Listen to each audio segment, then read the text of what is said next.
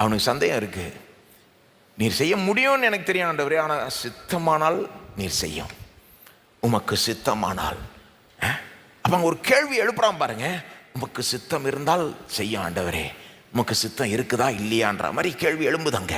இயேசுவை பார்த்து point blank கேட்குறான், உமக்கு சித்தமானால். இயேசுவும் பாருங்க அவனுக்கு பதில் சொல்லியிருக்கணும்னு அவசியமே கிடையாது. இயேசு என்ன பண்ணியிருக்கலாம், கிளீனை தொட்டு அவனை சுகமாயிட்டு போயிட்டே இருக்கலாம். ஒரு பதில் வார்த்தை சொல்லியிருக்க தேவை இல்லை. ஆனால் பதில் சொல்கிறார் இயேசு 3ஆம் வசனத்தில். இயேசு தமது கையை நீட்டி அவனை தொட்ட உடனே அவனுக்கு புரிஞ்சிட்டு இருக்கோம் சித்தம். குஷ்டரோகி யாரும் தொட மாட்டாங்க. தொட்டு வார்த்தையும் விடுறாரு, எனக்கு சித்தம் உண்டு, சுத்தம் ஆகு. என்ன சொல்லுங்க, இயேசுவுக்கு சித்தம் உண்டு. ஒரு தடவை தான் பைபிள் இப்படி ரெக்கார்ட் பண்ணப்பட்டிருக்கு. ஒரு மனுஷன் கடவுளை பார்த்து பாயிண்ட் பிளாங்க் கேட்குறான், உமக்கு சித்தம் இருந்தால் செய்யும். அந்த ஒரு தடவை என்ன பண்ணார், தொட்டு எல்லா சந்தேகத்தையும் தீர்க்கிற விதத்தில் சித்தம் உண்டு அப்படின்ட்டார்.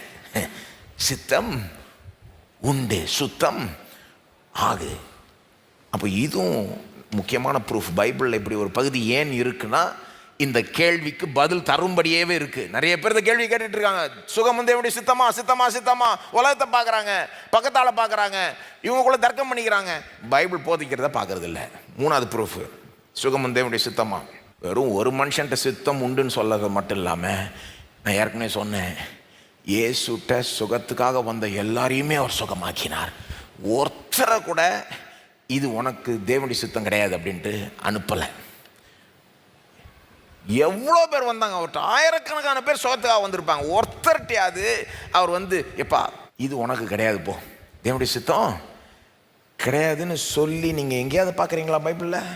மத்தேயு, மார்க்கு, லூக்கா, யோவான் இருக்கு, எவ்வளோ அற்புதங்களை பதிவு செஞ்சுருக்காங்க. இங்கே ஒரு கேஸ் கூட அப்படி இல்லை.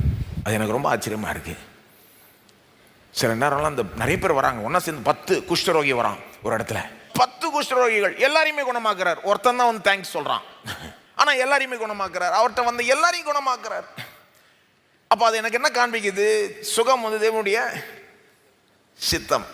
இதை நான் பேசுகிறப்போ ஒருத்தர் என்ன கேட்டார், புதிய ஏற்பாடு, அதான் நிறைய பேருக்கு என்னென்னா பழைய ஏற்பாட்டில் இது இப்படி இருந்தது, புதிய ஏற்பாடு மாறிடுச்சு. புதிய ஏற்பாடு எல்லாருக்கும் சுகம் உண்டுன்னு சொல்லுதா, வாக்கு பண்ணுதா? நான் சொன்னேன், எப்பா எல்லாருக்கும் சுகம் உண்டு அப்படின்னு எனக்கு ஒரு வசனமும் தெரியாது. ஆனால் எனக்கு ஒன்று தெரியும், இயேசுட்ட வந்த எல்லாரையுமே சுகமாக்கினார். ஒருத்தரை கூட உனக்கு சுகம் இல்லைன்னு சொல்லி அனுப்பவே